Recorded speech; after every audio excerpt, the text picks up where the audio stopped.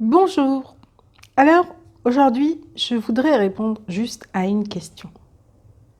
Combien cela me coûte? Ou bien, non, c'est beaucoup trop cher. Et je vous invite vraiment à réfléchir à cette notion. C'est trop cher. Qu'est-ce qui est vraiment trop cher? Ces derniers temps, je suis passée par une phase assez compliquée dans ma vie. Une phase justement qui m'a amenée à mesurer quelle était la véritable valeur des choses. Une phase justement qui m'a amenée à décider d'investir et de casser ma tirelire. Pourquoi je vous dis ça? Parce que souvent, vous reculez devant des étapes cruciales de votre vie où vous devez en effet investir et vous investir.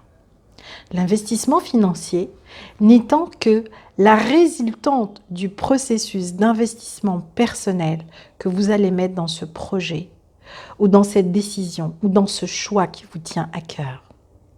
L'investissement, c'est le crédit que vous allez vous donner pour décider de passer au niveau supérieur, de passer au palier suivant, de traverser dans les meilleures conditions la période de turbulence dans laquelle vous êtes actuellement.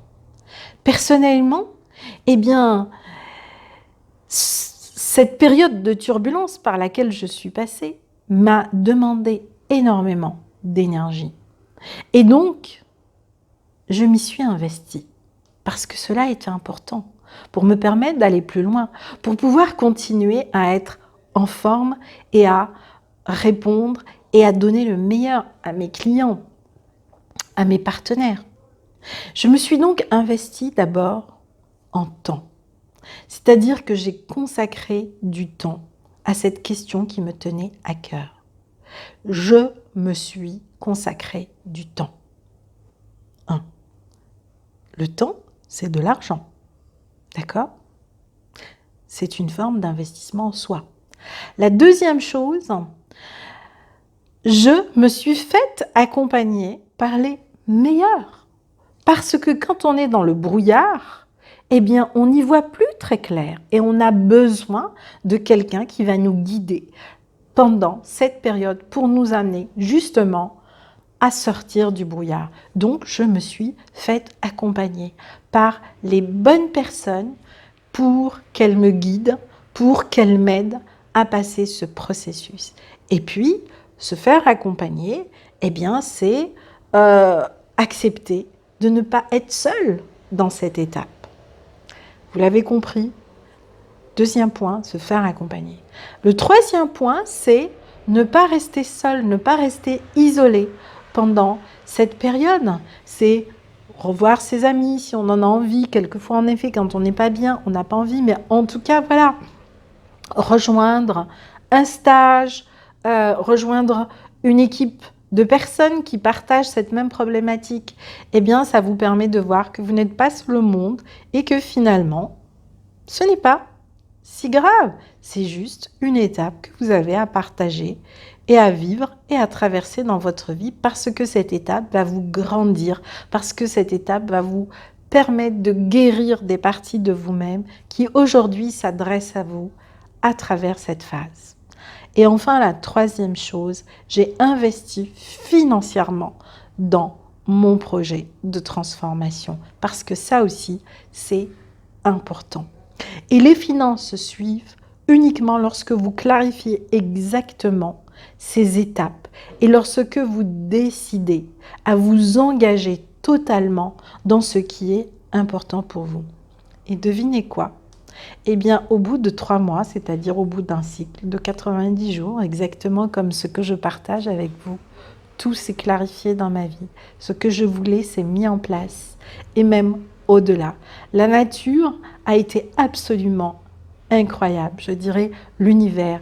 Je dis toujours ma phrase, qui n'est pas juste une phrase, mais qui est une véritable démarche que je mets en place et que je transmets à mes étudiants, aux stagiaires qui viennent faire mes stages et autres. Faites un pas vers la nature et elle en fera 100 pour vous. Mais c'est quoi ce pas vers la nature? C'est-à-dire faites un pas véritable, un engagement véritable vers vous-même en conscience avec le vivant.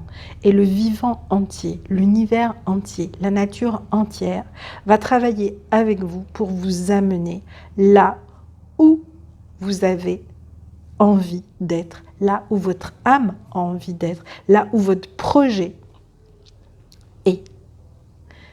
Tout est à fait possible. Voilà, donc du temps pour vous, vous faire accompagner, prendre un engagement et enfin investir financièrement dans ce qui est important pour vous. Quelquefois, il faut casser sa tirelire et ça fait du bien parce que qu'est-ce qui se passe quand vous cassez votre tirelire? Elle ne se vide pas, vous savez. Elle se remplit et c'est peut-être même l'occasion d'en prendre une plus grande.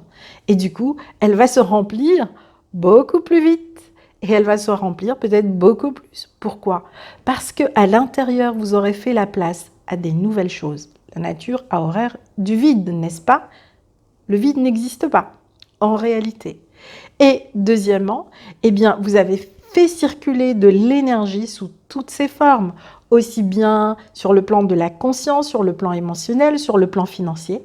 Donc, comme la vie est cyclique et tout est un processus qui tourne et qui vous revient, cette énergie vous revient et elle vous revient sous forme de richesse, d'abondance et bien sûr, eh bien, de moyens beaucoup plus importants. Et c'est exactement ce qui s'est passé. Ça ne veut pas dire que faire le chemin a été simple pour moi au quotidien. Je suis vraiment passée par différentes étapes d'angoisse, d'inquiétude, de questionnement, de fatigue aussi. Mais le fait de vivre tout ce chemin dans cette conscience, eh bien, il a été merveilleux parce que les enseignements étaient là, la présence était là, les bonnes personnes étaient là. Et là, on se dit tous les jours, Dieu, que la vie est belle quand on la vit ainsi. Et comme je dis, merci Wakatanka, merci le Grand Esprit, merci Pachamama, merci à moi aussi de me faire confiance tous les jours. Voilà, je voulais vous partager cette pépite parce que ça me tenait à cœur, parce que je sais que peut-être que certaines des personnes qui m'entourent sont aussi dans ce processus. Eh bien, faites un pas vers vous-même et vous verrez bien ce qui va se passer. Et investissez en vous. À très bientôt les amis pour une nouvelle pépite.